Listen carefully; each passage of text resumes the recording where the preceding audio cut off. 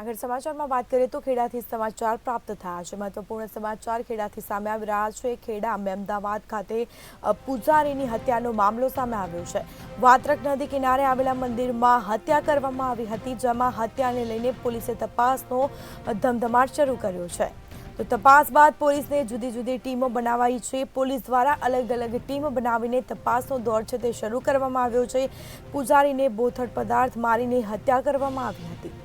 તો ખેડામાં અમદાવાદમાં પૂજારીની હત્યાનો મામલો, આ મામલે પોલીસે તપાસનો દોર શરૂ કર્યો છે, વધુ તપાસ હાથ ધરી છે। તો બીજી તરફ તપાસ માટે પોલીસે અલગ અલગ ટીમ બનાવી છે અને જેને લઈને હાલ આ સમગ્ર મામલે તપાસ છે તે શરૂ કરવામાં આવી છે।